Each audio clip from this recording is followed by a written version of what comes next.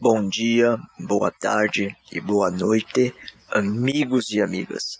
Sejam muito bem-vindos cá ao nosso canal.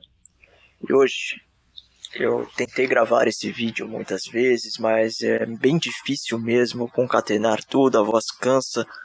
E um desses eu passei 1 hora falando, mas nada de lá me agradou. Pela forma qual eu apresentei, eu acabei viajando nas explanações e afins e me confundindo todo, então um trabalho bem árduo gravar. Mas eu vejo uma necessidade de vir trazer esse conteúdo, já que as pessoas estão discutindo sobre. Isso saiu da bolha, tá? Saiu de uma bolha digital da internet, foi levado aos campos do debate público, a outras bolhas aí, por indivíduos que têm consigo determinadas paixões com projetos políticos, projetos de sociedade, de doutrina pautada em uma ideologia. E creem que a Igreja Católica deve ser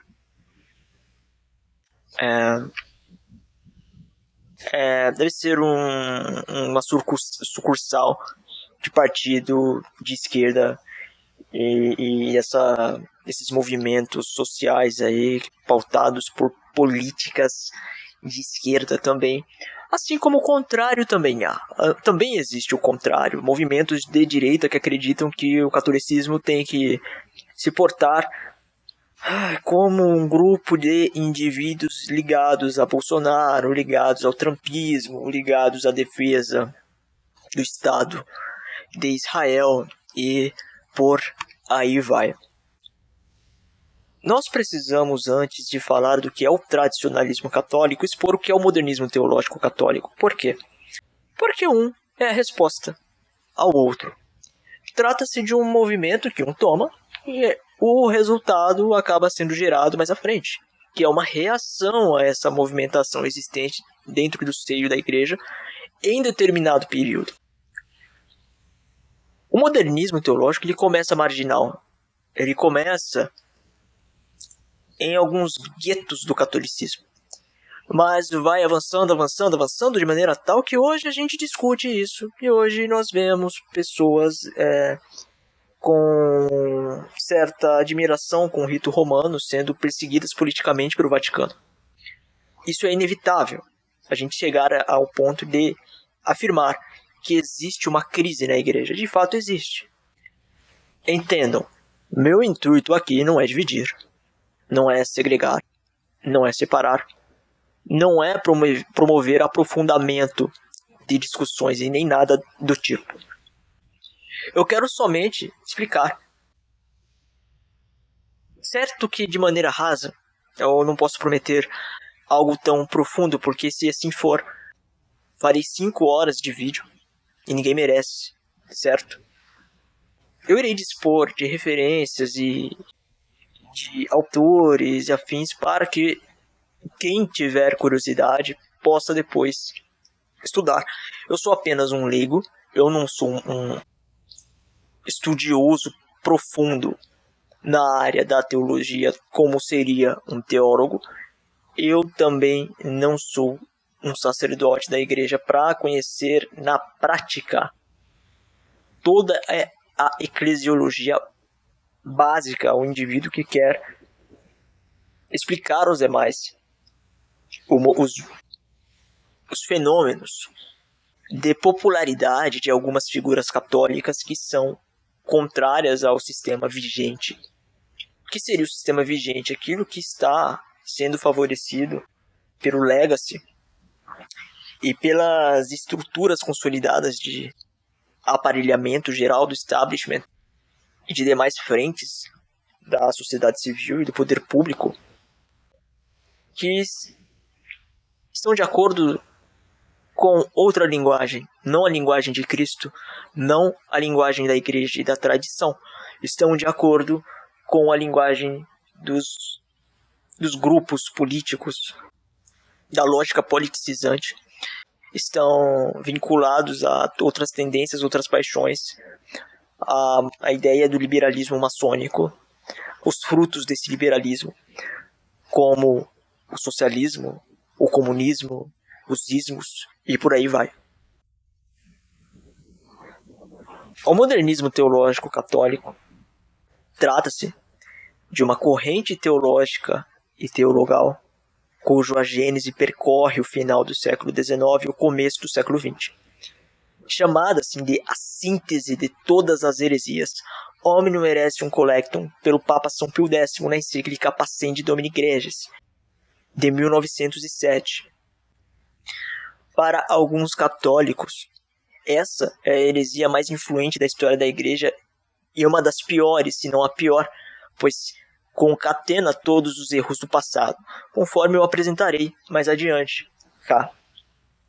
Para outros, foi uma ruptura importante para a redefinição de rumos da Igreja Católica, a partir do Concílio Vaticano II, na década de 60.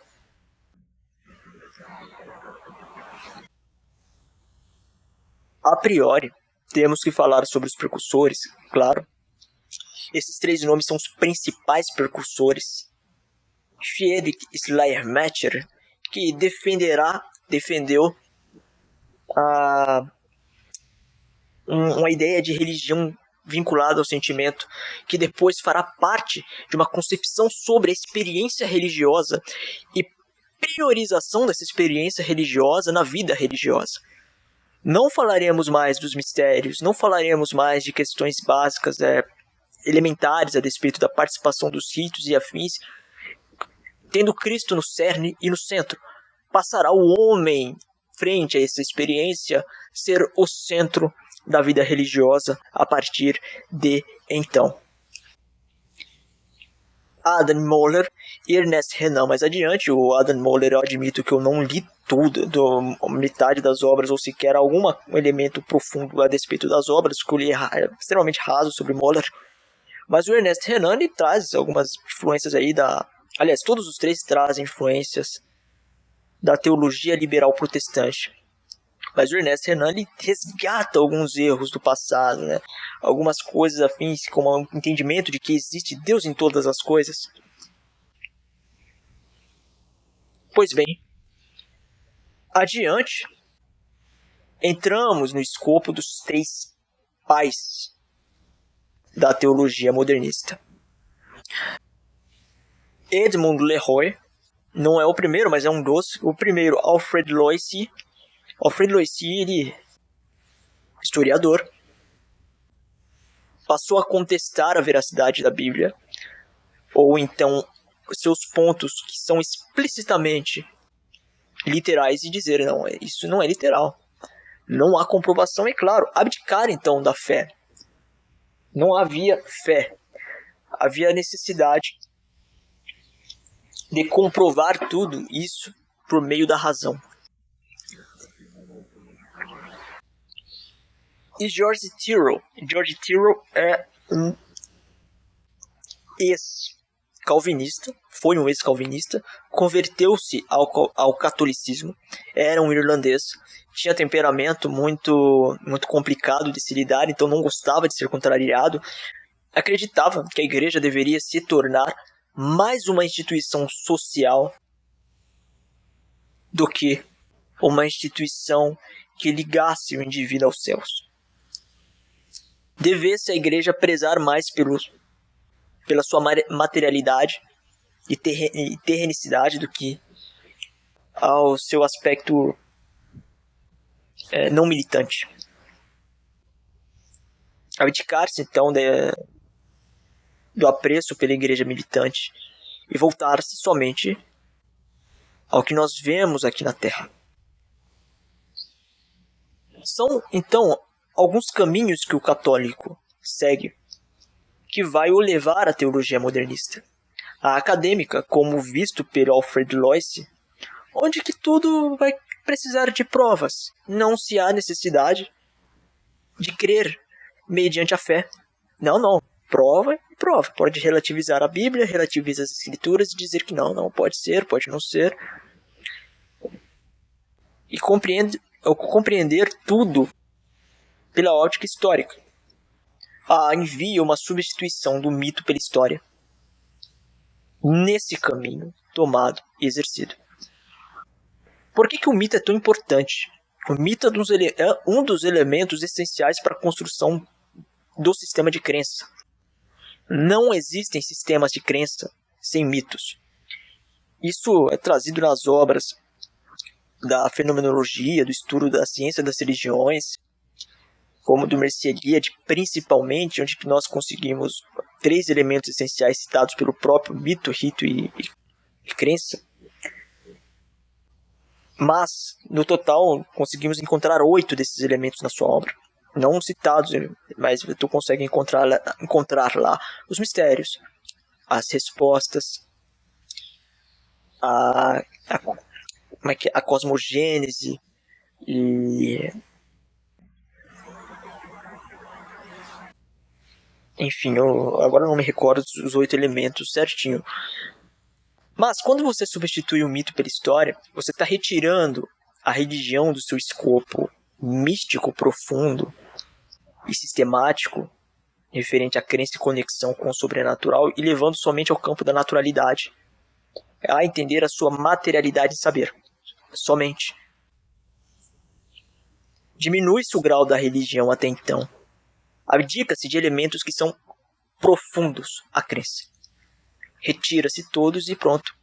Segue teu rumo à deformidade da crença.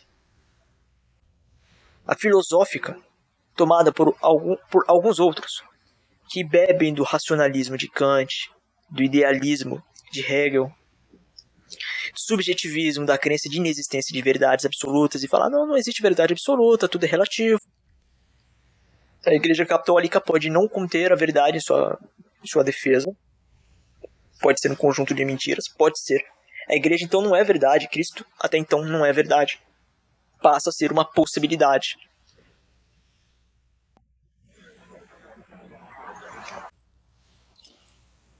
A via pastoral é um outro elemento muito sedutor ao católico para que esse siga o rumo da teologia modernista. Este defenderá uma igreja menos clerical, horizontalizada, na qual o povo tem uma autoridade de fala. Ao problema do reducionismo litúrgico, abdicando-se de todos os elementos profundos do rito a despeito da ordem. Não, isso tudo não importa, isso tudo é símbolo. O rito, ele é destruído completamente. Ele é ressignificado para um nível inferior. Porque se há a crença de que isso precisa ser reduzido para ser compreendido pelos povos, que é um problema. Aliás, em toda a história da igreja, a missa, os demais ritos, sempre foram profundos e nunca trouxe problema algum. Mas por algum motivo, os modernistas passaram a acreditar que a igreja perdeu a sua essência primordial, o primeiro amor que existia na igreja primitiva, e ela deveria se retornar a isso, então perder todos os seus aspectos, não de complexidade, mas de profundidade, que até então eram conhecidos. E se há uma profundidade no modernismo, essa profundidade ela é de um pires. É completamente subjetiva. Não, tu pode considerar um pires extremamente profundo, né? Se abrir a cabeça para isso e subverter o comparativo com o que é de realmente profundo, com a Fossa das Marianas, por exemplo. Pode tomar como verdade se você modifica o método. Pois bem, por último, a via social, que aí temos a influência da teologia da libertação, da ideia de que a igreja deve se portar como uma ONG. Há de ser entendido que não é porque o indivíduo ele é da teologia da libertação, ele é um teólogo modernista. Ele pode ter influências, tá? Isso é outra coisa também que nós precisamos falar mais à frente. Existem 3 links que fiz aqui, que vão para fluxogramas, quais tem, primeiro, toda a história, desde a primeira grande crise da igreja, que se dá pela heresia gnóstica, até a heresia modernista. O segundo link que eu fiz dá um fluxograma que mostra a evolução da heresia modernista e suas modificações. 3. Dá-se a respeito de como constitui-se e forma-se um modernista. Eu vou deixar essas 3 para mais adiante fazer um vídeo sobre, certo? Esses slides eu fiz em um trabalho da faculdade e eu estou reutilizando eles, né? Então eu mudei esses diagramas aqui, que antes eram diagramas mais explicativos, para uma apresentação de cerca de 20 minutos. Eu mudei e coloquei outros links aqui agora para explicações e explanações mais profundas. Entende? Nisso dá um mapeamento temporal para ver a evolução e progressão e a mutabilidade do pensamento. É extremamente importante analisar isso ao modernismo. Estou sendo o mais sucinto possível aqui. Eu não quero destruir essa capacidade de compreensão de vocês, deixando um vídeo maçante, um vídeo extremamente carregado, cheio. E também porque nas primeiras vezes que eu tentei, eu explanei tanto que minha voz se desgastou. E era bastante difícil, eu sou ainda muito tímido, ainda não tenho traquejo, e também eu não faço roteiro. Eu não gosto de fazer roteiro. Toda vez que eu faço um roteiro, depois no meio da explicação eu meio que entendo que não existe uma forma melhor de explicar isso sem ser a que está no roteiro. Eu tento improvisar e aí eu me perco todo. Eu até então não gosto de fazer roteiros. E tem que ficar decorando roteiro também, e afins, às vezes improvisar é mais divertido de fazer. Eu estou me divertindo fazendo isso daqui, para ser bem sincero. Eu não me divertiria expandindo e confundindo a mente de vocês, delongando a explanação, mas eu voltarei para explicar ponto por ponto disso, certo? Mais adiante, há questões bastante notórias sobre o modernismo que a respeito das influências, porque indivíduos que não são modernistas, como Edward Schleiermacher e Henri de Lubac, possuem influências de modernistas, pois tiveram aulas com ou foram influenciados pelas obras destes. Né? Edward Schleiermacher, eu não sei como se pronuncia, lamento profundamente, é idiomas que não me é do domínio.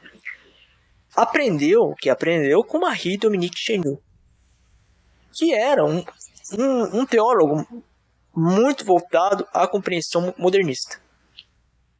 Muito em especial a despeito da mística defendida pelos modernistas e influência dessa figura aqui, Maurice Blondel.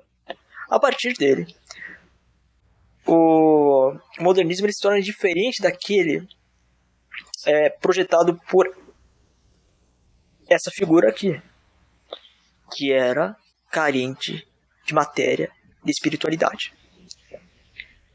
Cresce numa espiritualidade, entretanto, a quebra da metaxe, da distinção clara entre a transcendência e a imanência, dado pela influência que eu poderia mostrar aqui nesse link 1, do pensamento de João Scoto Erigena, que por mais que não fosse um panteísta, tinha trabalhos que se aproximavam do pensamento panteísta. Isso foi levado ao campo místico de maneira tal que se compreendia que havia Deus em todas as coisas. Havendo Deus em todas as coisas, você, por lógica e consequência, por mais que haja distinção entre criatura e criador, você consegue ver elementos do criador na criatura.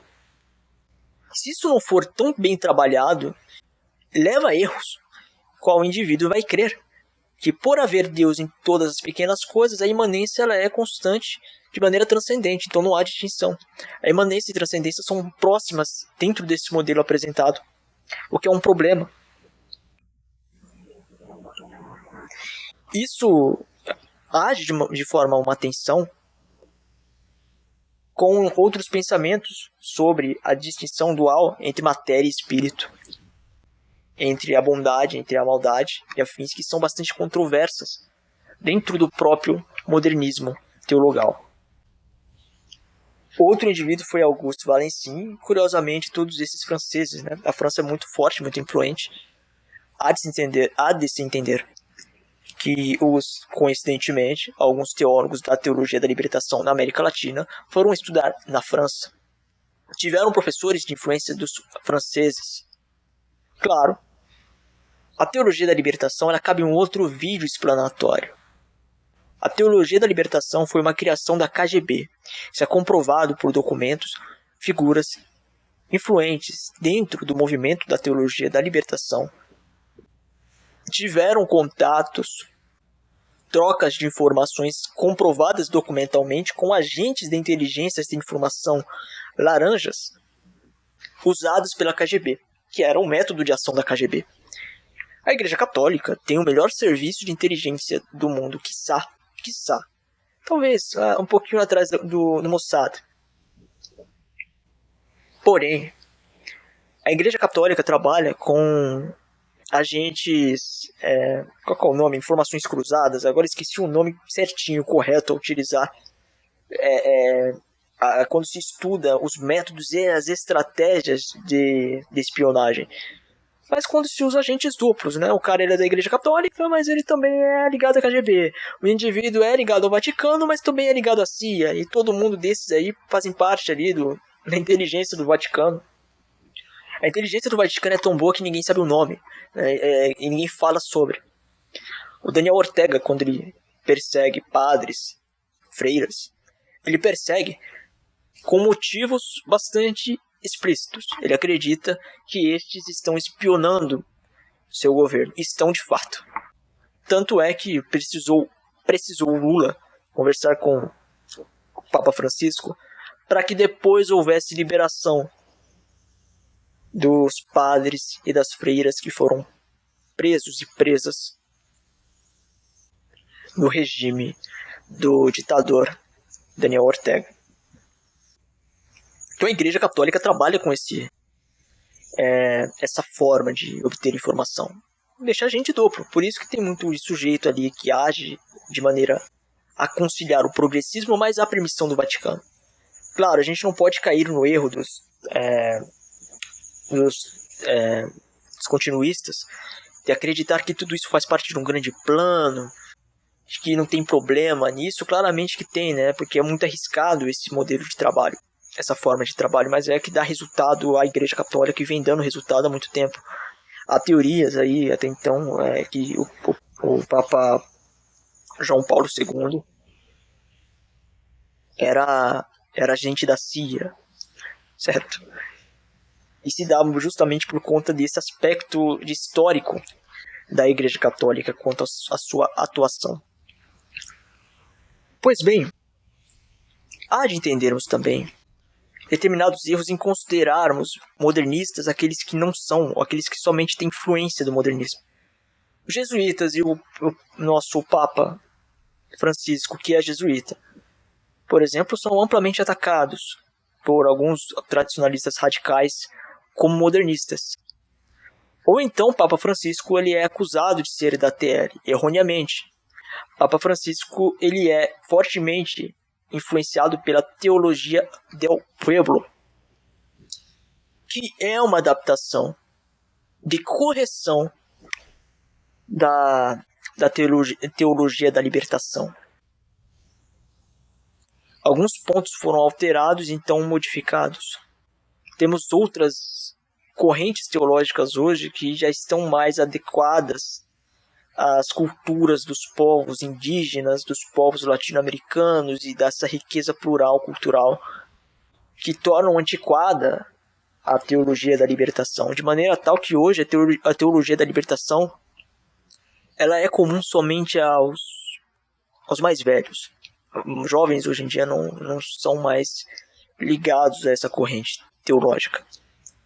Muitos jesuítas de fato possuem sim influência do modernismo e afins, mas influência, tal como Henri de Lubac possuía, Schillebeck possuía, mas não são de fato modernistas porque discordam da finalidade apontada pelo modernismo. Essa finalidade eu não expliquei ainda, eu vou deixar mais adiante sobre o ponto de discordância. Mas a gente tem que citar o Concílio Vaticano II, que é extremamente relevante analisar, aliás, na análise sobre o modernismo, para que depois entendamos, possamos compreender o tradicionalismo católico, a reação tradicionalista. O Concílio Vaticano II cabe também um vídeo inteiro sobre, explicando ponto por ponto os principais documentos e afins, porque até hoje gera determinadas querelas dentro da igreja, determinados debates. Resultou em posturas dúbias da igreja, penduram até hoje. Revisão sobre determinadas posturas e afins e posições,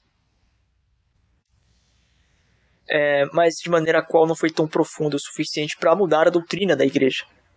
Nesse ponto, muitos continuistas têm razão, mas eles erram quando ignoram o fato de que o Concílio Vaticano II foi um grande avanço para os modernistas, porque foi um pequeno passo para mudanças mais radicais no futuro, que essas são defendidas por alguns. Quando o Papa Francisco deu entrada no hospital em estado de preocupação, eu fiquei bastante aflito e também preocupado com os possíveis futuros sucessores do Papa Francisco. Eu posso citar depois, mas eu acho que não convém agora, alguns muito mais progressistas que o próprio Papa Francisco, mas muito mais progressistas.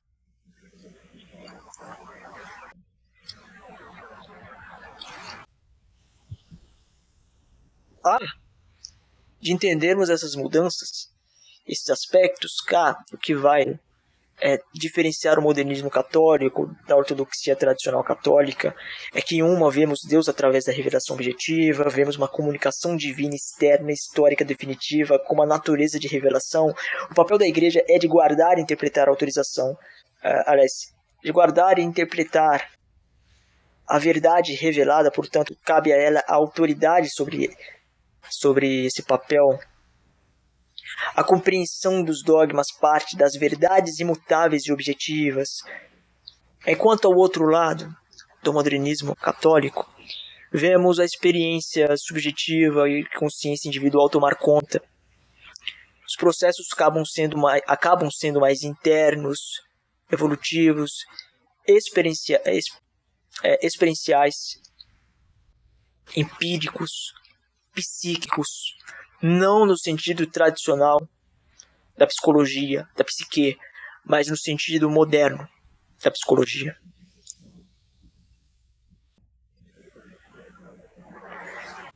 Adiantando, como eu falei, esse slide eu fiz para uma apresentação de faculdade, era especificamente sobre antropologia da religião, então eu tinha que trazer teorias antropológicas nesse trabalho. Eu decidi manter isso daqui. Por quê? Porque é muito importante entendermos a mentalidade, a compreensão, o entendimento, a visão de mundo dos modernistas. Eu utilizei a metodologia materialista aplicada pelo Marvin Harris de divisão do ético com o êmico. Não foi ele que criou esse modelo, mas se popularizou nos trabalhos dele, especificamente um trabalho que ele fez sobre os astecas, qual considerou como uma civilização de morte. Trabalho bastante polêmico no meio, porém, o método utilizado eu gosto bastante, de dividir a visão interna da visão externa, quando se há esses conflitos e essas discussões. Por quê? Porque a partir disso nós podemos entender a compreensão dos movimentos que eles tomam e do discurso deles, a diferenciar o que eles creem de verdade e o que eles modificam no discurso para que sejam melhor entendidos, melhor compreendidos ou compreendidos erroneamente, a depender. Portanto, acho importante essa divisão. Ao êmico, trata-se da visão externa, e do ético, trata-se da visão interna destes. A visão externa que podemos ter é que para esses modernistas, a ortodoxia católica, em sua tradicionalidade, é problemática, dogmática e rígida em seu conservadorismo. precisando ela então ser minada para um caminho que esteja de acordo com o mundo externo. Para este mundo, esse mundo externo à igreja, para que este mundo venha a ser o reino de Deus. Isso é quase como uma heresia milenarista adaptada também, né? Porque ele não se nega aí a necessidade de haver uma igreja. Caímos então no problema que eu falei, da finalidade.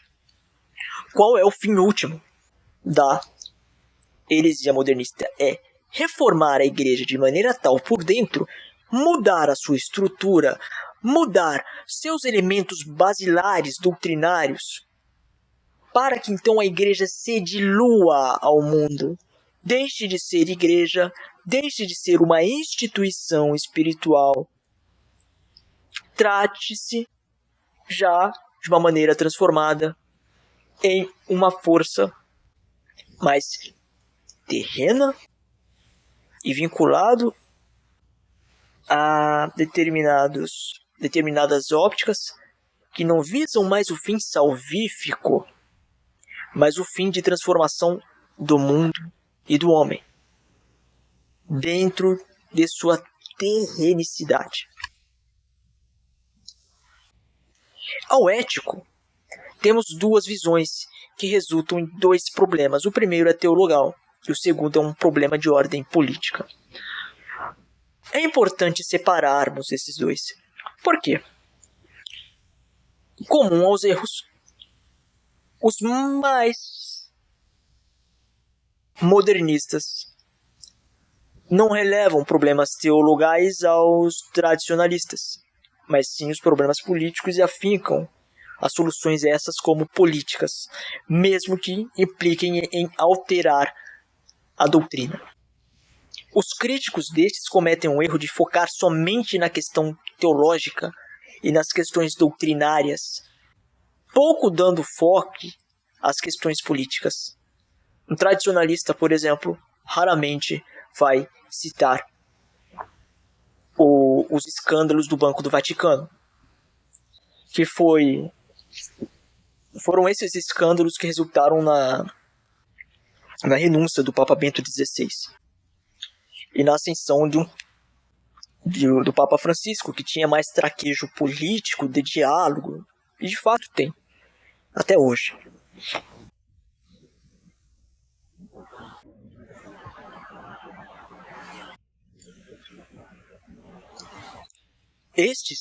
Os tradicionalistas, eles raramente focarão na questão das facções da igreja, até citarão, mas é diferente de explanar profundamente. Isso é algo que passa do conhecimento dos continuistas, que também desconhecem esse escopo. Muitos continuistas ignoram esse fator.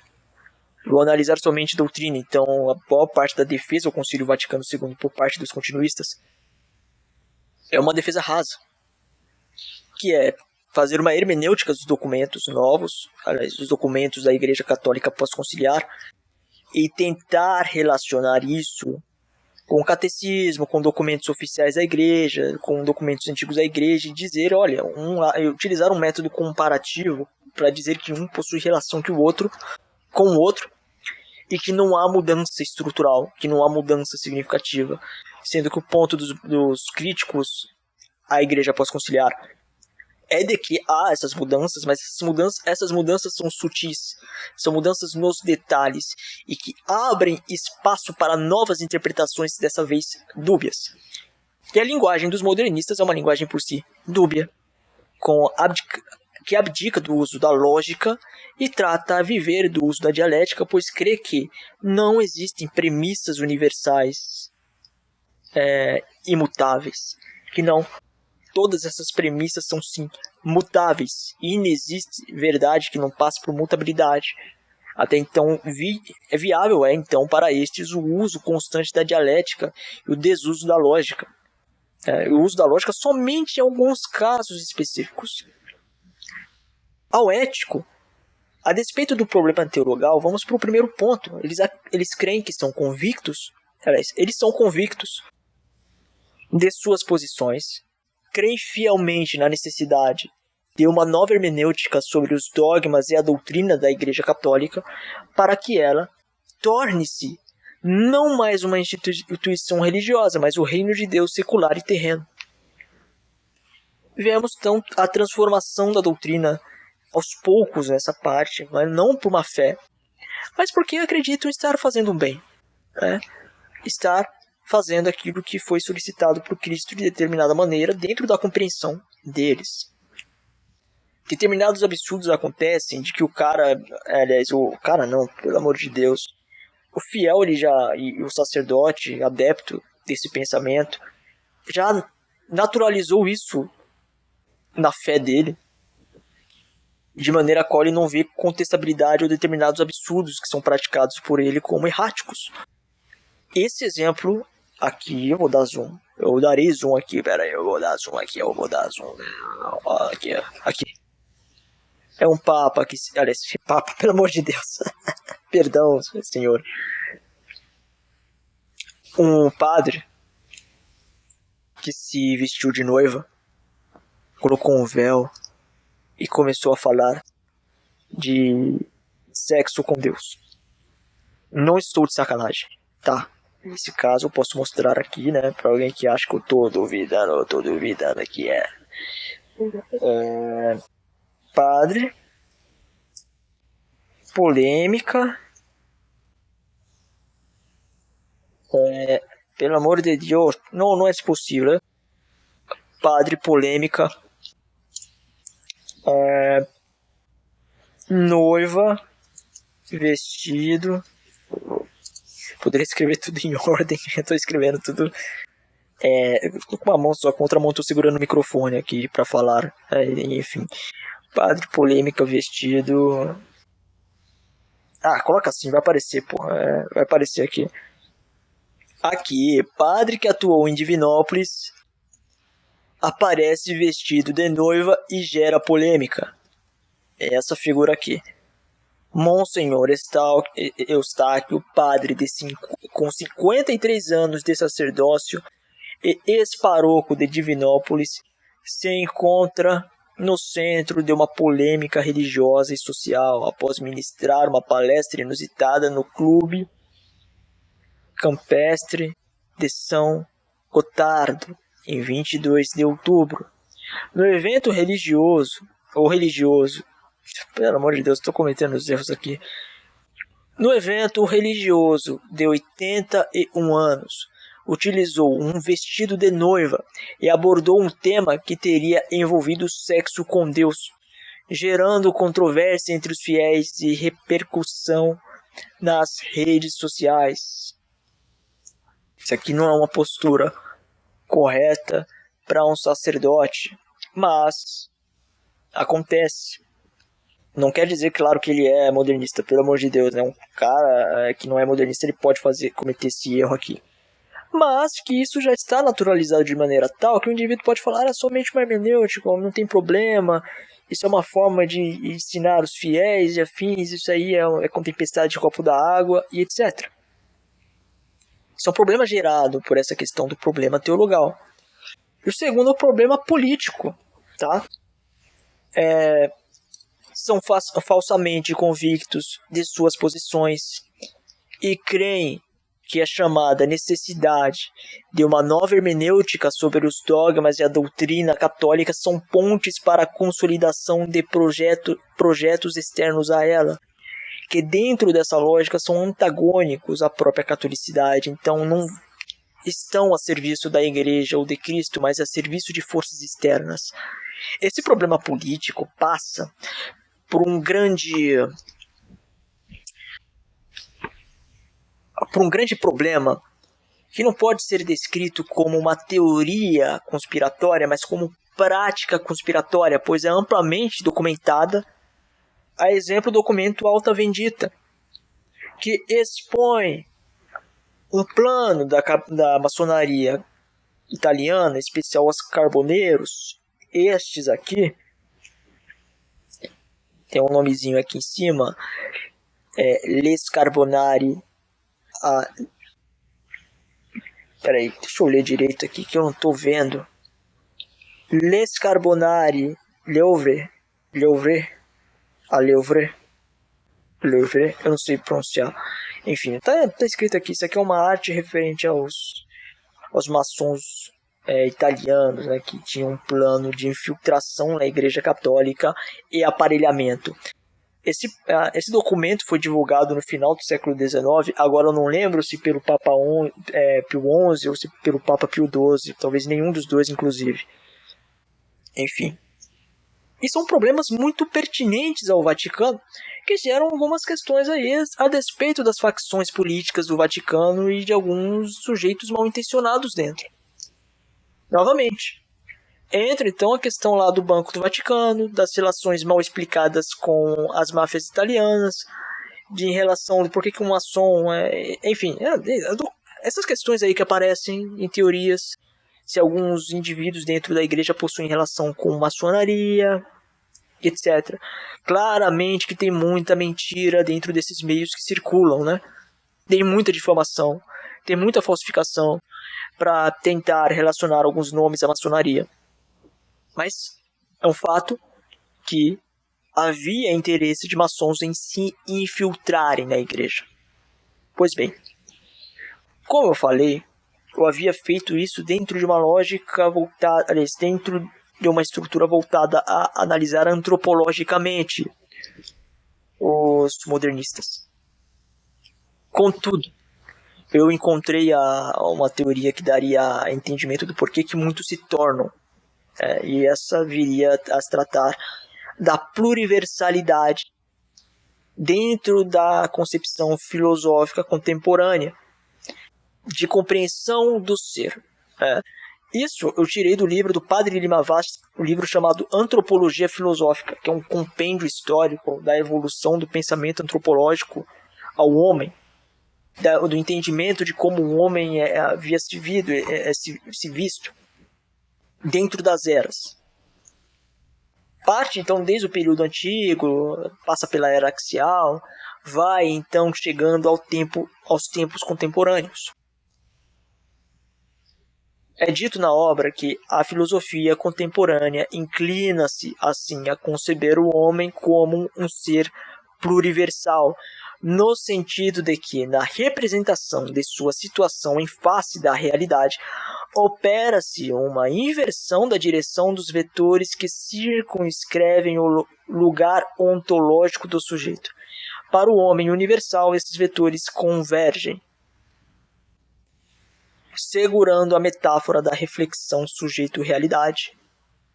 Do homem pluriversal, estes vetores irradiam, segundo a modalidade da abertura do sujeito, as várias regiões do ser que se oferecem ao seu conhecimento e à sua ação. Apresenta, então, o Padre Lima Vaz, tem um trabalho muito relevante até, ele é pouco falado por não católicos, né? Ele tentava conciliar um pouco São Tomás com Kant e afins, né? Isso era um problema, mas tem um trabalho muito relevante. Ele trouxe a influência de Paul Ricoeur, que é Ricoeur, não sei pronunciar, peço perdão, mas que também possui trabalho sobre, aliás, o trabalho de pluriversalidade é dele, né? Mas também é católico, também estudioso de São Tomás, mas também com uma visão menos tradicional e afins, que trazia esse modelo de divisão entre pensamento e ação. Ao pensamento havia diversificação de saberes já nessa nova concepção.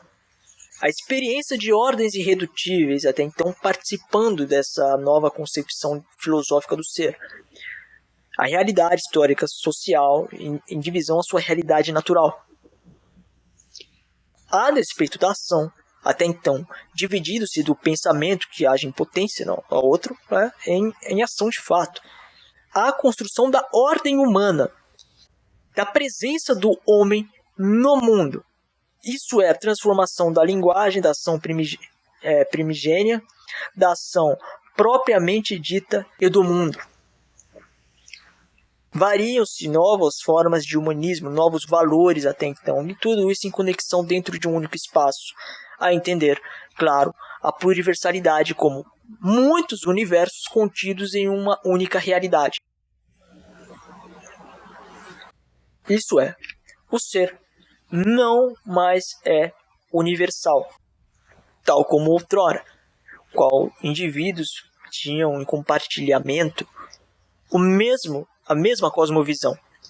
Não, diferentes cosmovisões se formam, e qual indivíduo vai sendo lançado a novos saberes, novos conheceres, e vai transformando aquilo que lhe é comum, que lhe era comum, que lhe deveria ser comum. Na segunda, essa aqui é uma representação clara dos vetores emanando do ser. Não mais, claro. Deixa eu dar zoom aqui. Não mais esses saberes e essas condições aqui induzindo o ser. Parte da pergunta filosófica ao ser o metafísico, o social, o estético, o lógico, o fundamental, o ético, o natural. As posições do ser, já em diferenciação com o resto, com os demais, certo? Essa proposta é trazida cá na Encyclopédie Philosophique Universelle do André Jacob, dirigido, pelo André Jacob.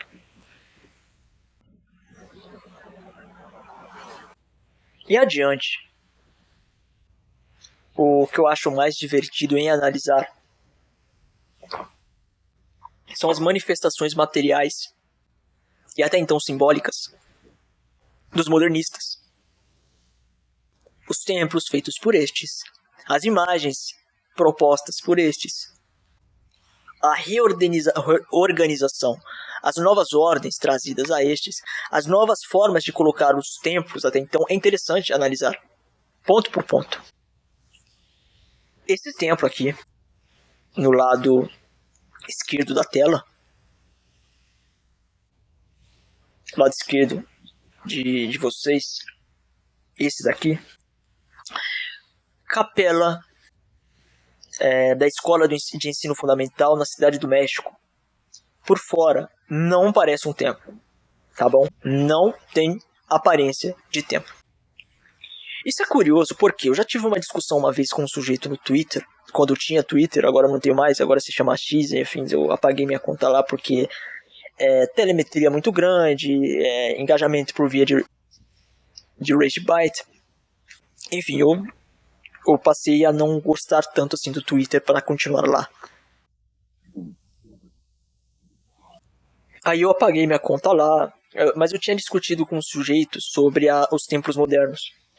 Aí nessa discussão a crítica que ele dava é porque não parecem igreja. Isso é um problema. Eu discordo dessa crítica porque há templos antigos que também não se parecem com igreja e todo mundo releva como positivo, como bom. Entende? Templos antigos de fato, como inclusive como é que é o santuário de Nossa Senhora de Lourdes, que é uma caverna e afins, não tem aparência de igreja lá. Mas funciona, certo? Você sente ali que há um aspecto de ordem muito profundo a entender aquilo como um templo relevante para a fé. Há exceções, claramente, entende? Essas exceções precisam ser relevadas. Então, se há essas exceções, não significa que a totalidade das igrejas deva parecer elas com igrejas de fato, que é aquele modelo que nós conhecemos românico, de arquitetura, ou não românico, pode ser colonial até então, pós-colonial, afins, que é uma torrezinha com sino, aí tem uma aparênciazinha bem discreta, no caso uma capelinha, ou então uma catedral gótica, ou uma catedral em arquitetura barroca, cheia de ouro por dentro, e afins. É tudo lindo de fato. É tudo lindo, só que não há necessidade de ser dessas formas. Por exemplo, eu não veria, aí o pessoal pode me criticar, eu não veria problema em haver uma catedral hoje tecnológica em excesso e afins. Há certos problemas nisso, tá? Existem, mas eu não veria problema se feito corretamente, de uma maneira a respeitar a ordem de fato do que é um templo, ou de como deve ser um templo. Ao santuário no Cairo, agora esqueci o nome, mas é um bairro muito famoso na cidade do Cairo, que parece... tem um bairro lixão lá, que agora esqueci o nome, mas enfim... É o bairro que inspirou a cidade Meteoro de Hunter x Hunter, né? Enfim... mas é um bairro muito cristão, populações cristãs lá dentro. Aí tem mais um pouco na proximidade um templo, um santuário cristão, que é o maior santuário cristão no continente. Não é o maior no continente africano, mas é um dos maiores, e é o maior no Egito. Onde que a igreja parece um auditório, né? Porque os bancos vão descendo e o altar ele está em descenso, então ele está abaixo da entrada, né? Então é um pouco atípico, é uma exceção. As igrejas em média não são assim, mas olha, aqui a gente vê que não há altar nela, né? Não tem altar, certo? E quando fecham isso daqui fica um negócio de madeira e afins, então não há alimento de cruz, é branco, vazio, a demasia do branco também é outra coisa preocupante. É um fenômeno oposto às paredes pretas das igrejas protestantes, né? Que assim são feitas porque precisa comportar o worship, os showzinhos ali existentes para atrair jovens e colocá-los em estado de imersão dentro da atividade sonora musical ali que eles são colocados com progressões hipnóticas. Isso também existe no meio católico, só que não é normal ao católico pintar as paredes de preto. Aparentemente aos modernistas é comum pintar as paredes de branco e deixar o branco ali em totalidade, tomando tudo. Porque é impressionante essa constante. Tu pesquisas na internet templos modernos, arquitetura moderna, arquitetura modernista, ou exemplifica, ou pede para a IA fazer. Como eu fiz essa segunda imagem aqui, eu solicitei para que a IA, a inteligência artificial, em especial foi o ChatGPT, tá? Fizesse um templo de acordo com o modernismo, mas eu fiz para replicar um santuáriozinho que eu havia visto no Facebook há um tempão atrás, só que como eu não achei, eu fui lá e pedi para a inteligência artificial fazer. A demasia do branco é curiosa, assim como a pouca aparição de imagens aqui. Então, poucos ícones, tá? Cai perceptível, não há tantos ícones, assim como aqui há. Mas não há cores nos ícones, há um minimalismo exacerbado. Excesso de minimalismo. Há umas velas aqui, né? A inteligência artificial colocou almofadas assim, mas enfim. Aqui podemos ver a falta de elemento simbólico externo, a reorganização interna, e aqui nós podemos ver a diluição das cores, a utilização do branco, uma ideia de trazer mais paz, de trazer menos coisas, elementos ou pensamentos ao fiel, e etc. Adiante, a modificação dos ritos, certo? Por quê? O modernismo ele vai modificar, ele propõe a mudança dos ritos e essa mudança existe hoje em dia em algumas igrejas, né? Alguns templos as pessoas geralmente ficam com essa de eu prefiro muito a missa tridentina. De fato, a missa tridentina dá, mas os indivíduos se sentem realmente diferente depois que sai de uma missa tridentina. Ele já recebe graças de uma missa Novus Ordo, tal como vemos, mas uma missa tridentina recebe muito mais graça, né? Porém, a dificuldade de alguns católicos que possuem noção da diferença entre esses ritos é encontrar um rito Novus Ordo que não tem abusos litúrgicos, que seja realmente respeitado. E essa é uma grande dificuldade. O indivíduo precisa ir de paróquia em paróquia para conhecer até então no processo de conversão dele, ou o processo de reformulação da sua própria fé, até encontrar algo que lhe agrade. Aí geralmente tem um termo que é utilizado por alguns, falando, sommelier de missa. Aí fala, não, os caras são sommelier de missa, né? Tem que ir em qualquer missa mesmo, pronto, acabou, e afim. Eu duvido que eu mesmo teria esse pensamento se fosse uma missa tridentina, porque eu já vi conteúdo de gente que tem essa ideia de criticar o outro chamando de sommelier de missa, criticando a missa tridentina, falando que é uma missa muito datada, muito antiquada, que não sente vida na missa tridentina. Eu já vi gente compartilhando dessa opinião, mas depois criticando o outro de ser sommelier de missa. Então é uma hipocrisia, né? Um problema isso, mas tem gente aí que está mais preocupado em ter razão, em ter determinado lado ali e defender aquilo que lhe é de sua concordância do que estar de acordo com a lógica, né? Enfim. Mas a despeito dos ritos, a principiação da experiência de forma imanentizada em sobreposição à graça por transcendência, de tal forma os ritos como a missa deixam de ser cristocêntricos e passam a ser antropocêntricos. A missa é, então, diminuída em grau, a sua sacralidade tornando-se uma convenção simbólica e restrita. Eu já expliquei isso anteriormente. A missa deixa de ter a sua profundidade para ser compreendida somente como um símbolo, ou um conjunto de símbolos. A gente pode entender isso por dois sistemas, tá? Eu, assim, dividi aqui, porque, claro, eu tive que apresentar isso de uma maneira que conciliasse com teorias antropológicas, mas foi conveniente esse método, porque me ajudou a perceber essa diferença, que eu não perceberia se eu não utilizasse referenciais da antropologia. No primeiro, a gente pode dividir a missa dentro de um sistema mistagógico manido-sacrificial e católico. Qual centro é Cristo? Deus, portanto, cristocêntrico. Este é o axis mundi. Tá? A missa é o axis mundi do católico. Axis mundi seria o centro do mundo. A missa, dentro desse modelo, ela é a reprodução da segunda cosmogênese ao católico. A primeira cosmogênese é aquela dos eventos em Gênesis, da criação, do anátema, da desobediência. E a segunda trata-se da vinda de Cristo e de sua crucificação. Nessa segunda cosmogênese, na memória do sacrifício de Nosso Senhor, temos o ser que é levado à missa pela graça e dela recebe a graça, qual vem de Deus.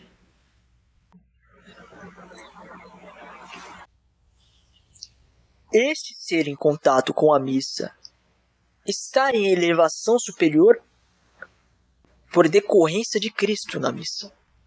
Por decorrência da própria missa. Contudo, a autoridade ministrando,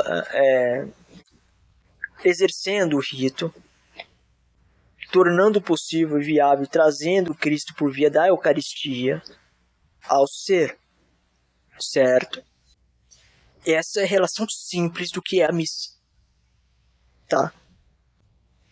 Sacrificial por quê? Qual que é o sacrifício? Cristo, na Eucaristia, certo? Estás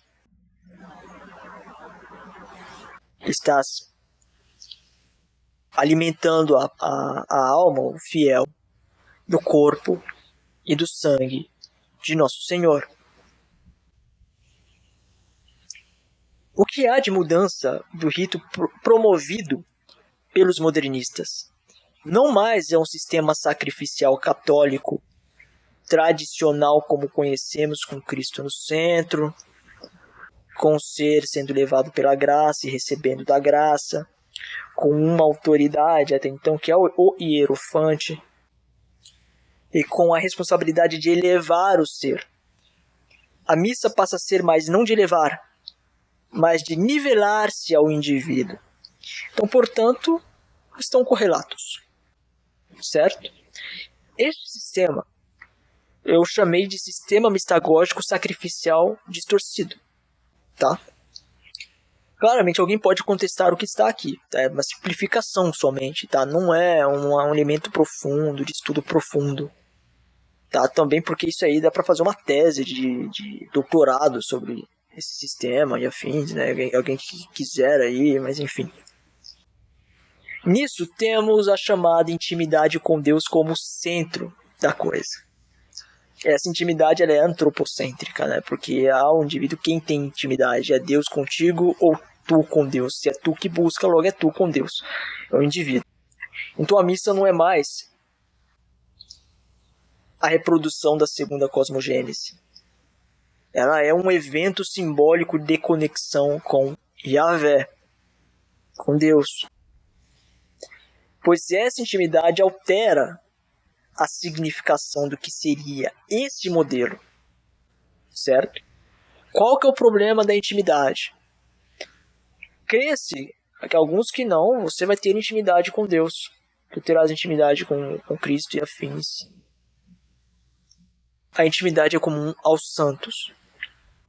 Alguns protestantes, eu já vi entrevistas, aí podcasts e afins, eles vão lá, e católicos também, tá?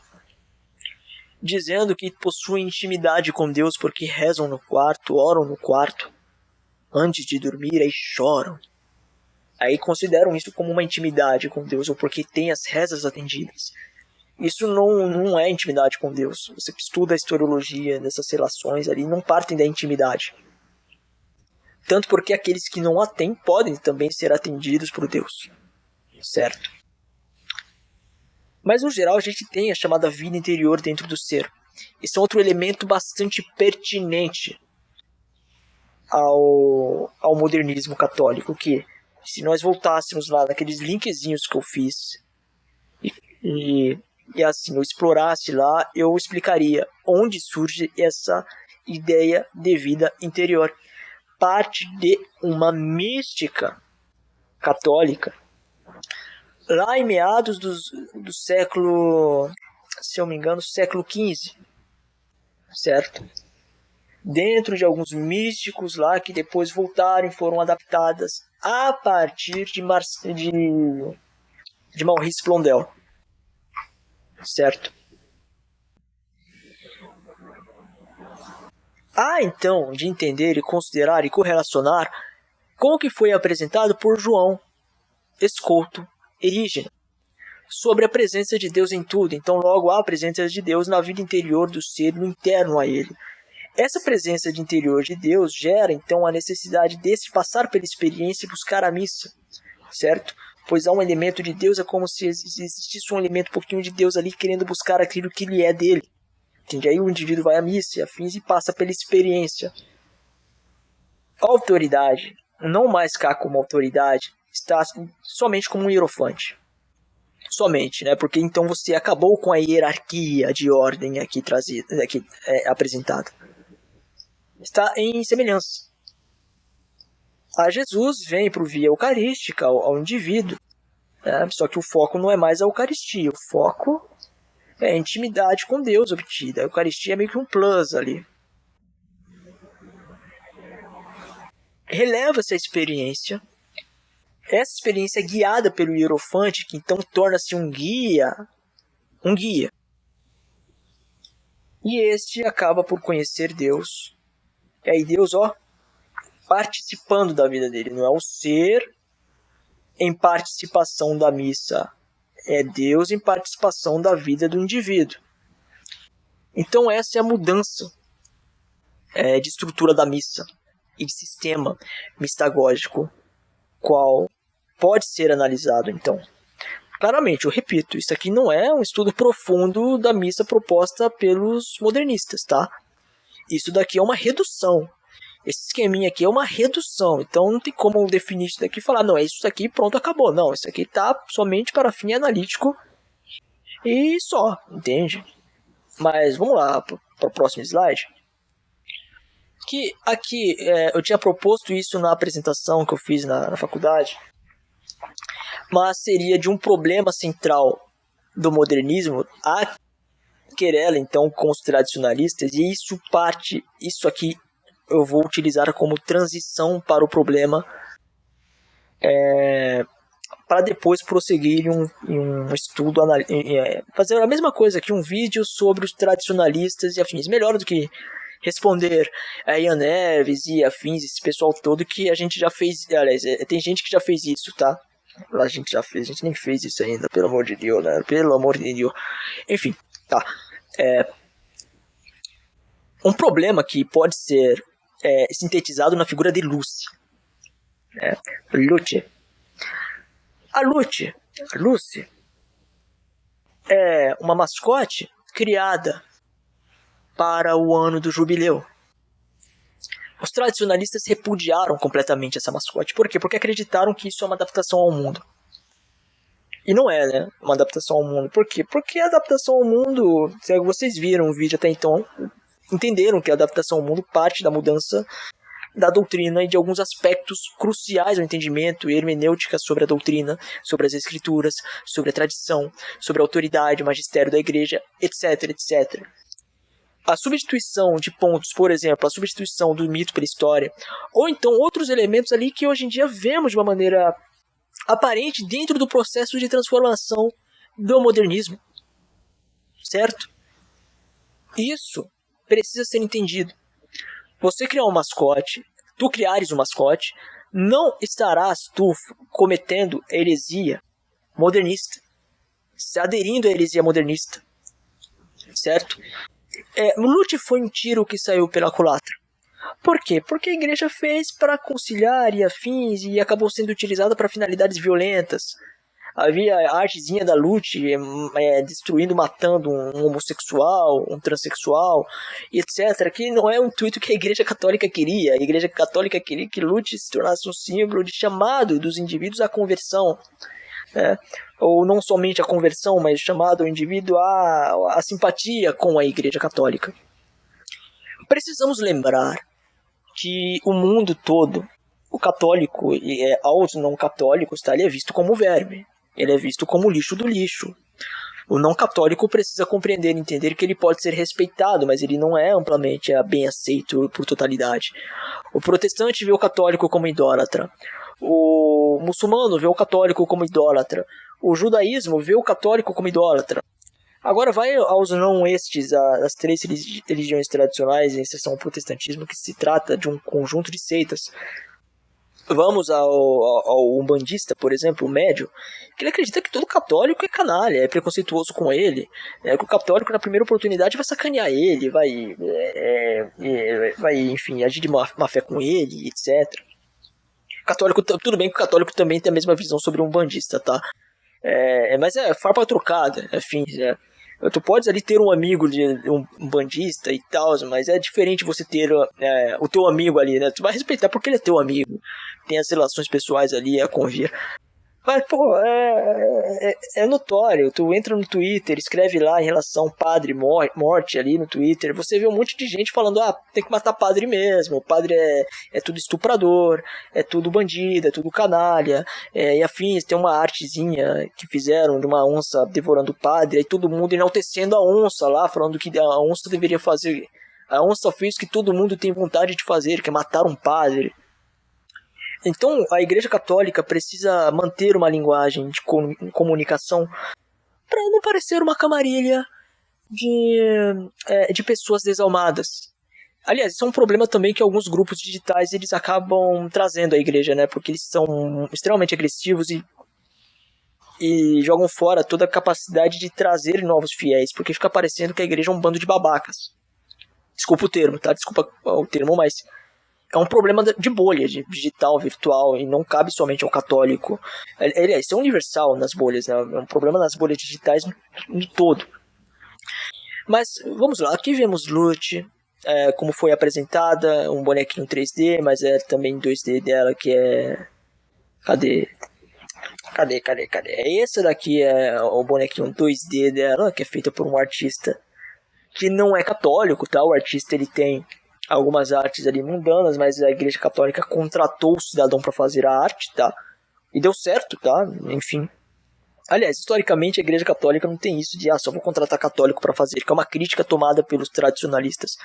Porque se assim for, muitas capelas da Igreja Católica não foram feitas por católicos, né? Tudo bem, por exemplo, a Catedral de Brasília, que é criticada por ter sido feita por Oscar Niemeyer, que é um ateu. A Catedral de Brasília tem aspectos curiosos, interessantes, é a obra mais bonita de Oscar Niemeyer, tá? Mas Infelizmente, infelizmente, a Catedral de Brasília parece uma lona de circo. É um pouco duro falar isso. É bonita, mas comparada às outras igrejas, tu vai fazer um comparativo, né, deixa a desejar. Inclusive com igrejas, templos mesmo dentro do Brasil. Tem templos muito mais bonitos em Salvador, tem, em São Paulo tem, no Rio de Janeiro tem, no interior de Minas tem, até na própria cidade de Belo Horizonte, aquela Basílica de Nossa Senhora de Lourdes é muito superior. E afins, mas aí a contestação principal foi feita por um ateu. Um ateu fez, aí é complicado, porque o ateu não entende simbologia. E de fato não entendia, né? Tanto porque a catedral de Nossa Senhora em Brasília, tu entras nela por baixo, né? Uma rampa inferior que tu adentra.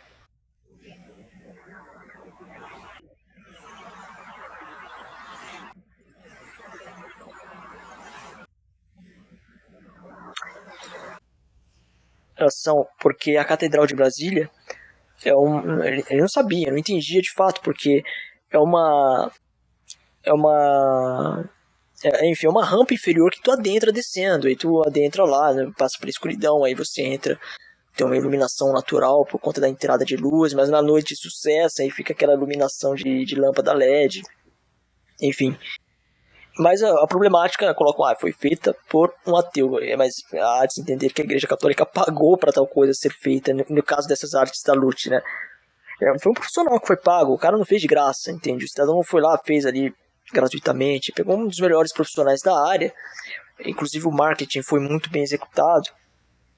E eu acho, sinceramente, eu acho feia, tá? Eu acho bem feia esse boneco aqui.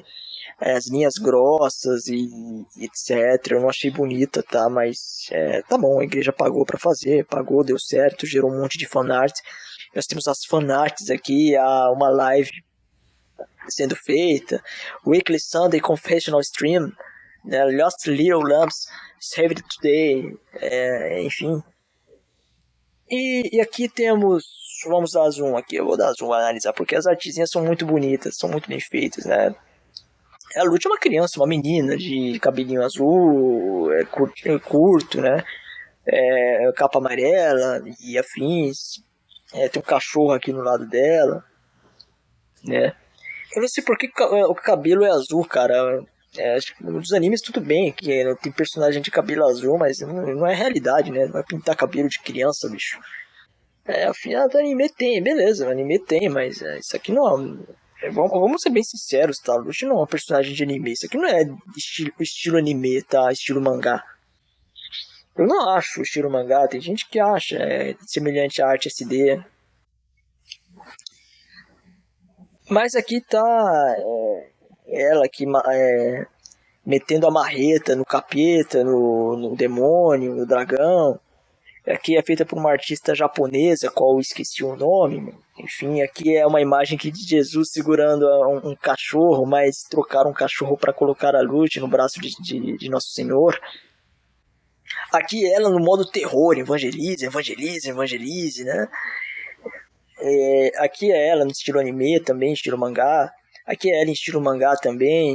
Enfim, aqui é ela também estilo mangá, com Jesus aqui aparecendo, e ela tá andando de skate aqui, né? Enfim, aqui a gente tem mais artes dela, né? Peraí, vou dar zoom também, né? Ela tá confrontando aqui quem que é a figura. Não consigo reconhecer a figura. Aqui é uma imagem do filme Iluminado, né? Referência àquela cena icônica.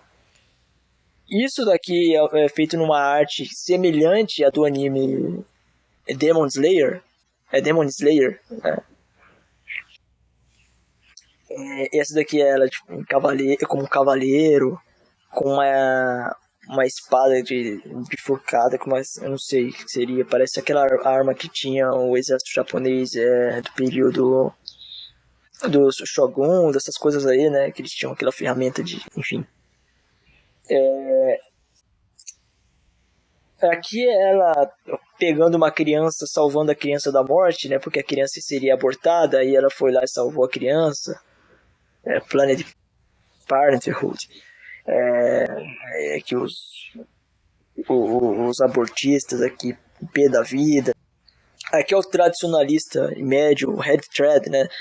Pé da vida com a Lucy, aqui, no, the Vatican has fallen.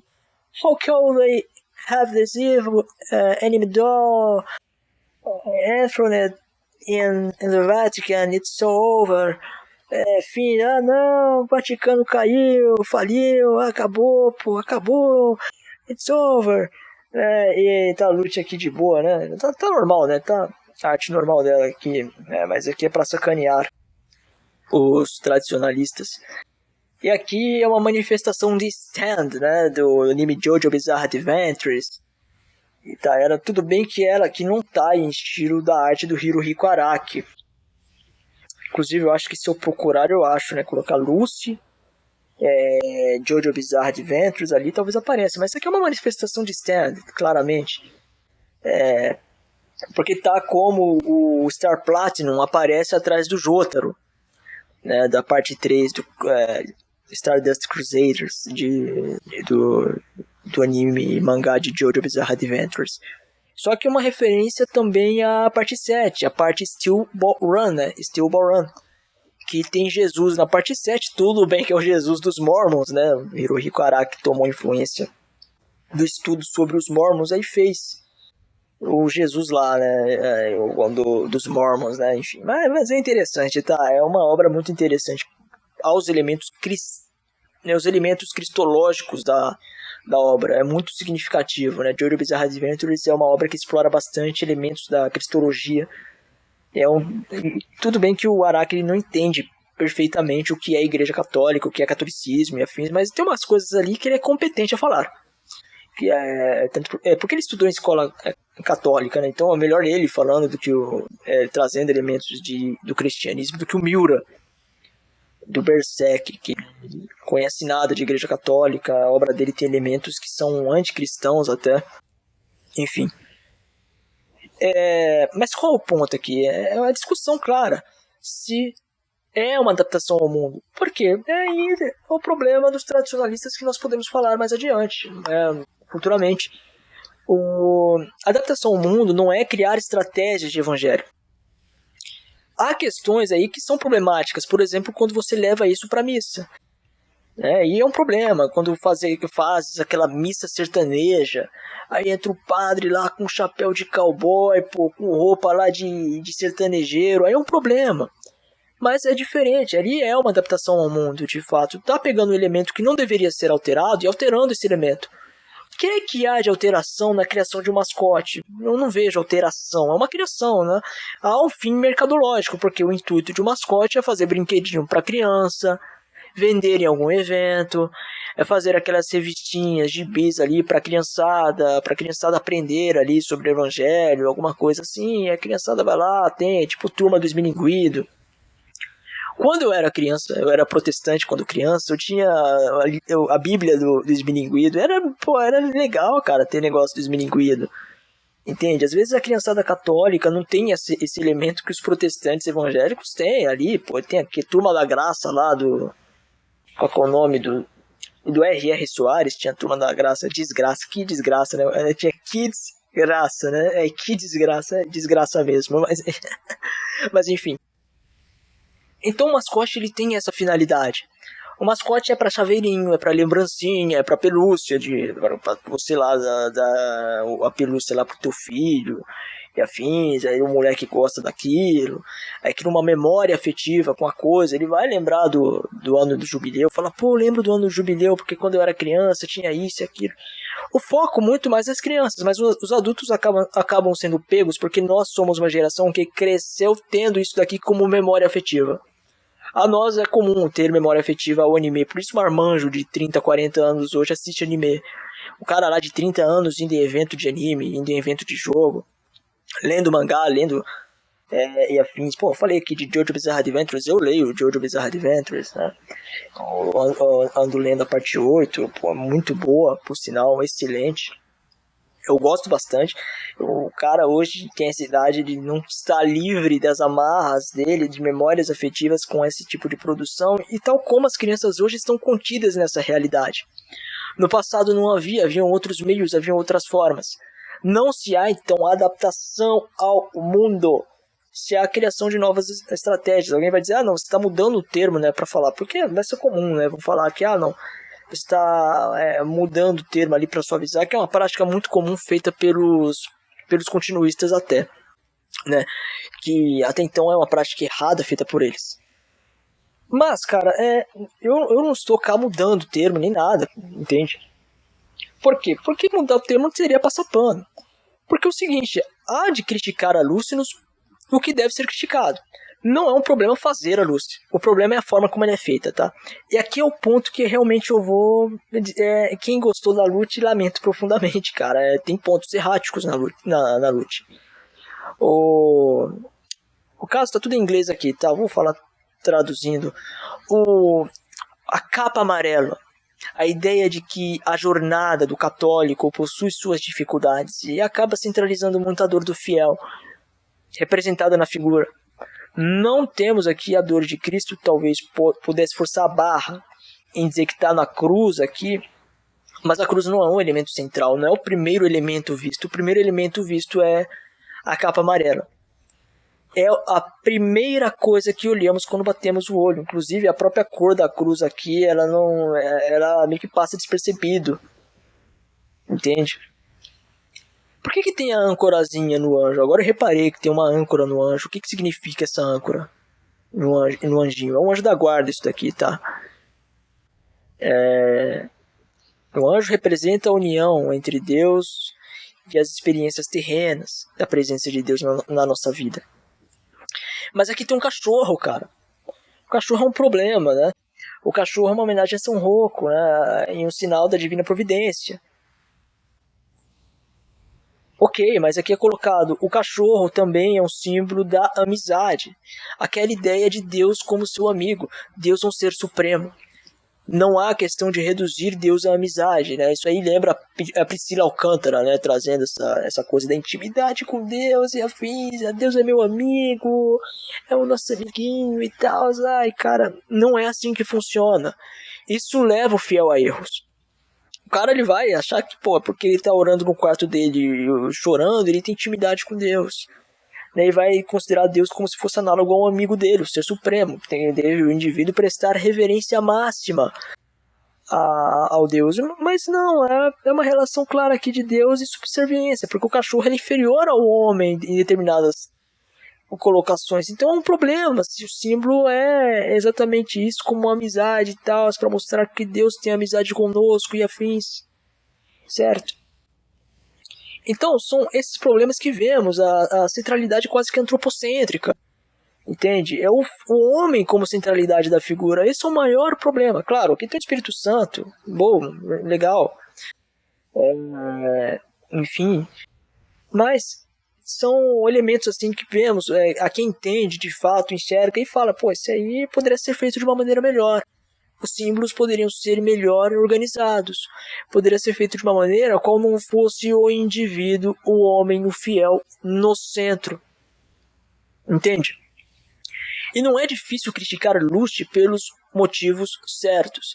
Eu vi gente falando que não, o problema de Lute é que é fofinha, né? Então há uma suavização, isso é um problema, né? E afins, uma abordagem para criança, tu não vai colocar a coisa certinha lá perto, não tá vendo?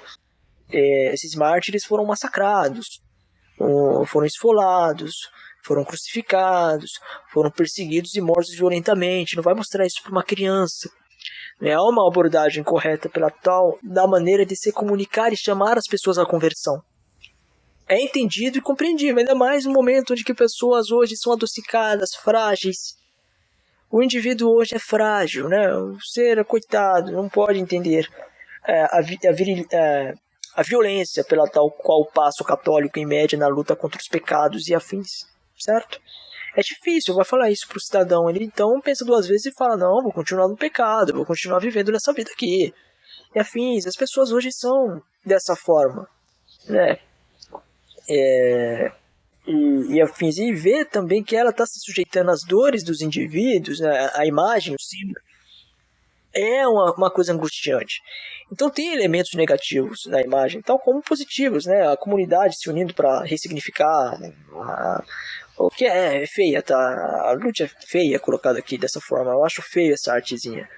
É grossa e tal, aqui as linhas, não gostei não. Eu preferi mais essas artes feitas aqui, detalhadas. Essa daqui, por exemplo, é muito bonitinha, bem feita, cara. Então é uma simpatia grande, você vê o sorriso na imagem, no rosto dela, que não tem isso aqui não, cara. Cadê o sorriso dela? Pô, um olhar bobo, sem expressão alguma, né, pô? Aí o que é? Tem uma concha também no olho dela, repara aqui. Há de se reparar que existe uma concha aqui. Que eu agora esqueci qual que é o símbolo da concha, de fato. Deixa eu ver se tem aqui da Shell. Não tem. Aqui, tem a... Ai, cara, tem a âncora. Aqui, tá a âncora aqui. Anchor, symbol of hope, né? O símbolo de esperança. Por isso que tá verde. Por isso que tá verde. Anjo da guarda com a âncora que tá como símbolo de esperança. O símbolo dela, o nome dela Lute, Luz. Aí teve gente que reclamou porque a Lute significa Lúcifer, né? Que você estuda o termo Lúcifer, cara. O termo Lúcifer é um termo originalmente designado a Cristo. Só que depois, por conta da escatologia dos protestantes, eles passaram a designar o termo Lúcifer ao diabo. Esse é o problema, tá? Aí hoje em dia os católicos tomaram essa interpretação dos protestantes de maneira quase que total, então, enfim. Aqui é uma artezinha que eu havia feito, que eu até tenho colocado no meu Instagram, que seria considerada modernista, né? Porque não tem uma cruz, tá só o Cristo crucificado aqui de maneira abstrata. Isso daqui é o que eu vou organizar para o próximo vídeo. Eu vou fazer um conteúdo para explicar o tradicionalismo católico, a reação, né? Por isso aqui está a reação tradicionalismo católico, certo? Enfim. Eu não mostrei também o seguinte, os links, né? Eu vou colocar aqui para mostrar mais elementos sobre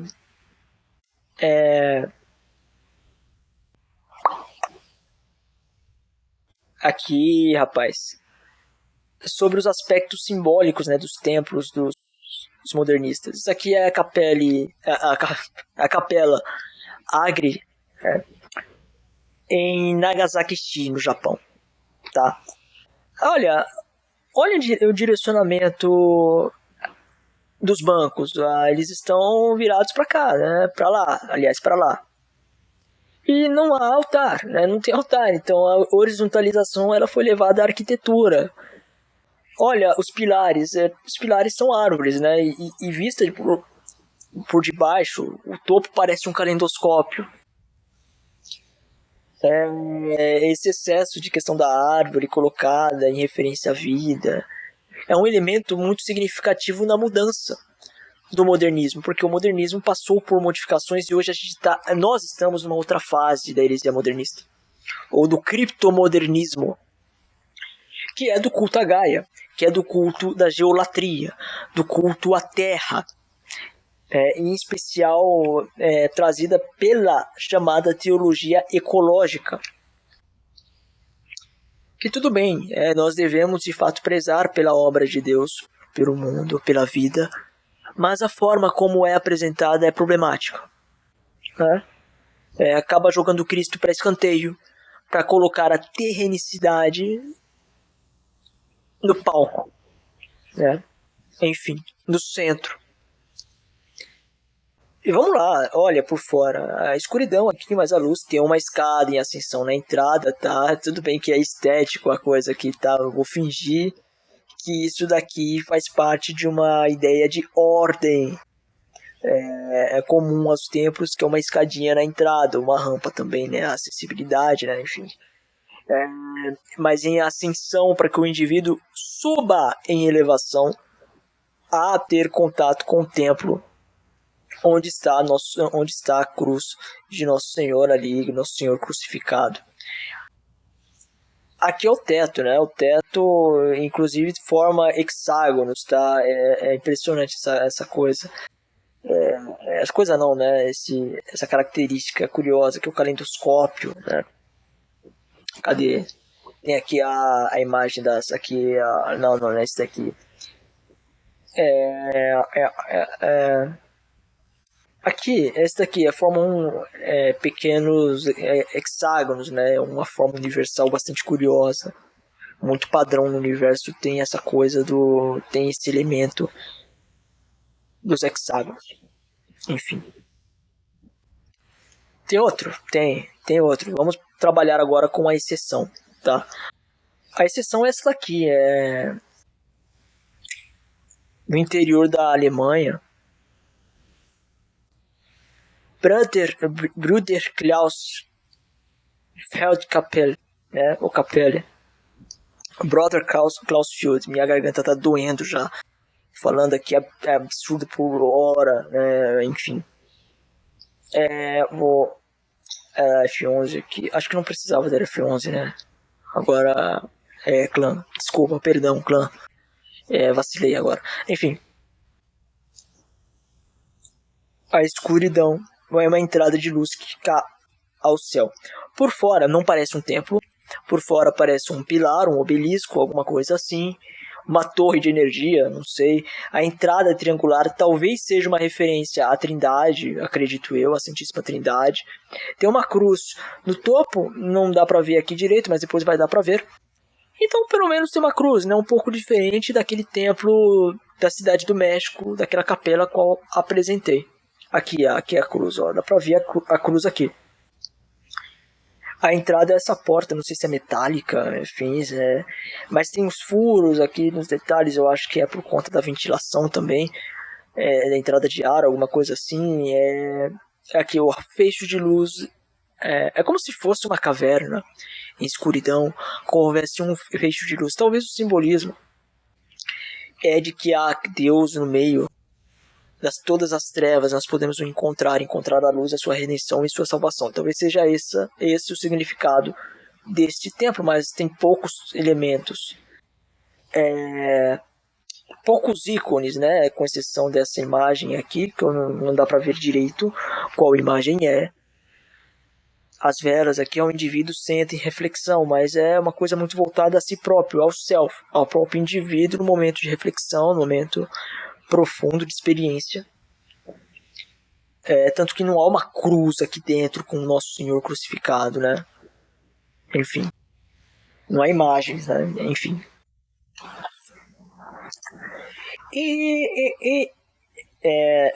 O ambiente é bonito. Um ambiente bastante bonito, um campo verdejante, verde, olha. Eu particularmente gostei, tá? Eu não achei ruim não, mas é um exemplo que eu trago cá. Não é porque eu gostei quer dizer que tá certo, tá? Às vezes tá certo também, eu tô sendo bem ranzinza também. E tendo... Enfim, né? Dá pra entender. E aqui eu quero mostrar que esse processo não é comum somente ao católico, não é exclusivo do católico, isso existe também em sinagogas a serem construídas, em mesquitas islâmicas, tá? Tu vês isso daqui, tu fala, não, isso aqui não é uma mesquita islâmica, né? Parece uma mesquita? Parece um consultório moderno, um museu moderno. Mas é um projeto de mesquita. Tudo bem que o Islã, por si, é iconoclasta, mas aqui passa dos limites, tá? Você vê alguns elementos até então que eu vou mostrar mais adiante, e tu fala, pô, é islâmico, né? Tu vê a simetria, a respeito com a simetria, pilares externos colocados como receptores de energia, de envio de energia, pela mesma lógica do obelisco, tal como as torres dos campanários das igrejas católicas, tem isso. Algumas não tem, tá? Outras substituem por um elevado, qual coloca-se uma cruz no topo, enfim. Mas tu tem a lógica de ascensão do teto, né? Enfim, e aqui está presente, você vê, mas tu demora um pouco para assimilar e reconhecer que é uma mesquita. Aqui por dentro não parece muito. Talvez tenha um elemento ali de reflexão interna, mas olha, novamente a demasia do branco. muito branco, muito vazio, para que a mente opere, trabalhe melhor e afins, né? Aquela proposta do minimalismo aqui é uma outra mesquita bastante estranha. Sabe o que isso me lembra? Lembra muito os projetos de estádios de Copa do Mundo no Oriente Médio, seja na Copa de 2022, seja na Copa de 2036. Meu amigo, vejam os estádios, tá, da Copa do Mundo de 2036. No meu outro canal, meu canal pessoal, eu falo sobre, eu faço uma análise sobre lá, que eu falo que os estádios da... que eu falo que aquilo ali não é futebol, não é, tá? Eu tenho um vídeo lá que eu abordo dessa questão do dinheiro na destruição do futebol, pelo fundamento lúdico de entretenimento como indústria por parte do futebol. Eu não falo disso, né? Eu chego a citar a questão dos estádios, o exagero da arquitetura daquilo, parecem shoppings com trocentos hologramas, tá, no projeto. Isso aqui lembra bastante, né? É curioso, porque eu não imagino uma igreja católica seguindo essas tendências aí. É estranho, tá? É estranho.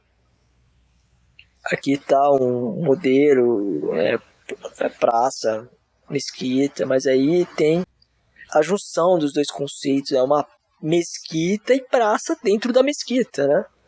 Curioso. É esse modelo aqui, tá? Mesquita céu aberto, tá os muçulmanos rezando. Aqui a gente consegue entender que é uma mesquita, né, por conta dos elementos de simetria aqui colocados, né? Dessas torres assim, mas demora um pouco para reconhecer de fato como mesquita, não é de primeira que nós já pegamos a informação, certo? Aqui é estranho, né? Não parece muito uma mesquita também não. Parece um local turístico, uma praça. Aqui também parece um pátio, né, de um centro cultural. Aqui também não parece uma mesquita, parece um museu. Então dou a entender que esse elemento não é comum somente ao católico, não. A discussão que as igrejas hoje não parecem igrejas, mesquitas também não andam parecendo mesquitas. Ao interno até que é estranho, né, cara? Mas, assim, aqui tem essa lua aqui para denunciar que era uma mesquita, mas se não houvesse, pouco haveria reconhecimento disso. Como aqui parece um centro cultural, um hotel de luxo, alguma coisa assim e afins. Então é um problema universal. Isso aqui é o Istambul, né? Eu acho que é Istambul, essa ponte aqui é Istambul, a ponte que tem lá em Istambul. Mas essa floresta aqui não me é normal também não. Aqui isso aqui não parece mesquita, cara, não parece mesquita, tá? É bem estranho, olha, o interno parece um vórtice, um portal.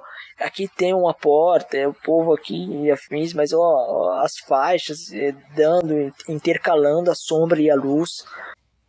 É bem estranha. É bem estranha, tá? Parece uma praça, um hotel de luxo também. Enfim. Então tudo isso mostra que não é uma exclusividade do catolicismo, tá? Isso aí é realmente uma coisa vasta. Claro, não vai ter terreiro de Umbanda. Porque eles não têm dinheiro para fazer esses prédios luxuosos aí. Tá? Isso aí não tem dinheiro, financiamento de petrodólar, gente financiando e tal. Agora, gente doando dinheiro para fazer catedrais católicas de ponta. Tem, saca, mas é universal. Se outros tivessem meios e dinheiro para fazer, fariam, tá? Não sei se tem templo budista modernista. Deixa eu ver se tem. Tá, a gente vai ver aqui. Vou entrar no Google aqui. Vou ver se tem, tá? Templo modernista. Modernista. Deixa eu ver. Shintoist Temple. Assim que se escreve Shintoist com H. Vou colocar um H aqui, não sei, não, tirar o H. Desculpem, eu estar como leigo. Tem. Não, Wangdai. Wangdai, sim, isso aqui é chinês, né? Não é shintoísta, então. Mas tá no Canadá. É taoísta, como eu falei. Esse Wong é chinês. Mas tem templo taoísta, né? Tem templo taoísta. Agora, shintoísta eu não tô vendo, não. Mas taoísta tem. Ah, o templo budista moderno tem. Tem templo budista moderno também, pô. Poxa. Então é mais do que eu imaginava, né? É muito mais do que eu imaginava.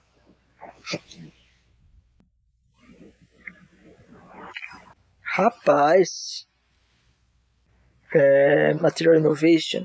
Onde que é isso daqui? É Recent Terracotta Material. É, Gales do Sul, na Austrália. Nova Gales do Sul. Qual cidade que tá isso daqui? Eles falam o estado, mas não falam a cidade.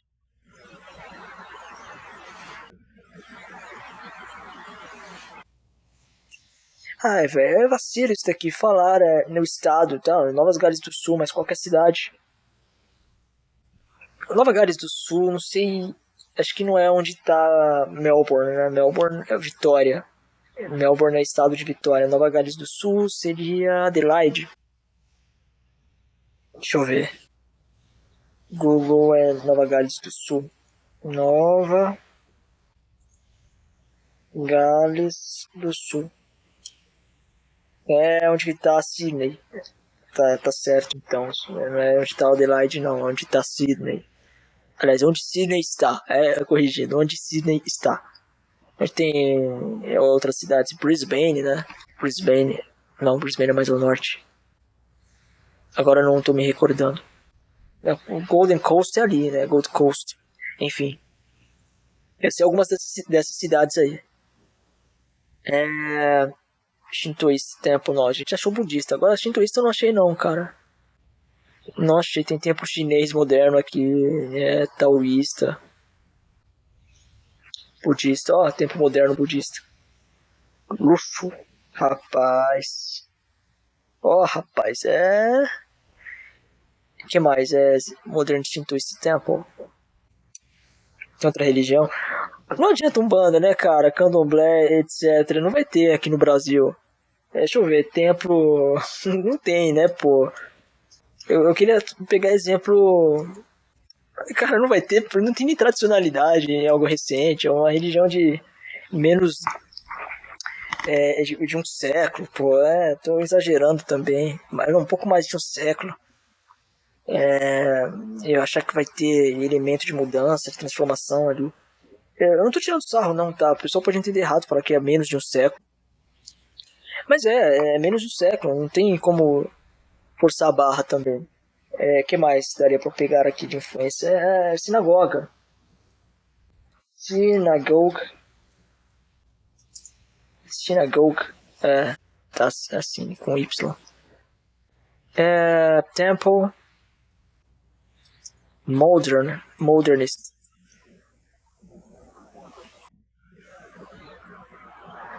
Nossa, Jesus, tô vesgo digitando com uma mão só. Olha só, rapaz! Tem também, ó. Eu já sabia que tinha, tá? Mas eu tô colocando aqui pra também não.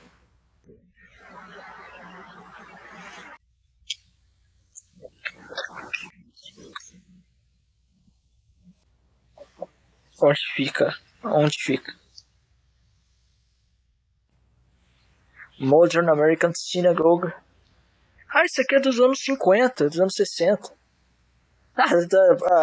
A Catedral de Brasília é dos anos 60, então. Isso aqui é um movimento modernista, de fato moderno, né? Não é contemporâneo. Mas vamos ver, contemporâneo.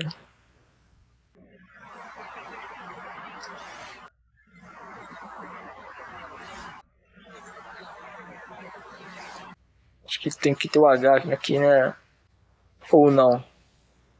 Na verdade não existe esse termo. Eu tô realmente contemporâneo. Tem um outro nome, né? Pelo amor de Deus, eu tô leigo pra caramba em inglês. Aqui, pelo amor de Deus, tá? Isso aqui parece que é aquela arquitetura que tem em Barcelona, né? Isso aqui deve ser em Barcelona. Tem um artista, o arquiteto lá de Barcelona, Barcelona, tá? A catedral aqui de Barcelona, da Sagrada Família.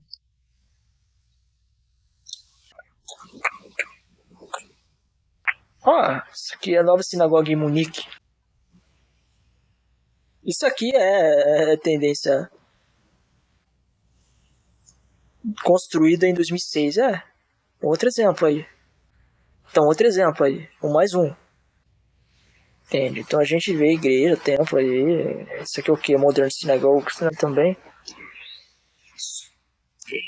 Onde que é isso aqui? Apareceu a mesma.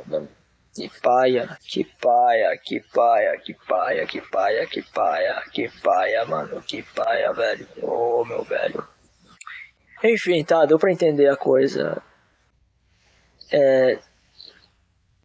Tem uma catedral que eu acho muito bonita, fica no sul da Itália, agora esqueci o nome. Infelizmente. Eu queria colocar aqui para não demonizar por inteiro o que é moderno. Tá, eu não sou odioso da arquitetura moderna, não, da arquitetura contemporânea. Essa arquitetura biomórfica também, eu não odeio profundamente, não. Tem coisas que eu acho bonitas, eu acho convenientes até. Tá? Mas é para mostrar que isso aí não é só do catolicismo, tá? Não é só do catolicismo, é um elemento universal. Aliás, não é um elemento universal, é um evento universal que vem acontecendo mediante o avanço da era, tal como foi comum a era axial, o florescer dos saberes, do conhecimento, coincidentemente, tudo no mesmo período, a gente está no processo oposto a isso, a destruição de tudo que foi feito, tudo no mesmo período, mediante a convergência da intensificação do poder, das elites que temos aí, que acabam aparelhando tudo em anos e anos e anos, séculos de processo, de avanço e afins. Certo? Enfim, eu acho que já tá muito longo, tá? Se eu tivesse visto esses links aqui, daria mais de 2 horas de... Enfim, tá? Eu agradeço profundamente a compreensão de vocês, a compreensão de vocês, paciência também, tá? Minha voz já era, tá? Minha voz, a garganta aqui tá doendo pra caramba, tá doendo muito, muito. E essa daqui eu vou fazer depois, tá? Eu vou montar, fazer certinho, tá? Conforme eu prometi e afins. É isso, deem like também, compartilhem se for possível. Eu tentei ser o mais sucinto possível, tá? Até a próxima e tchau, muito obrigado mesmo.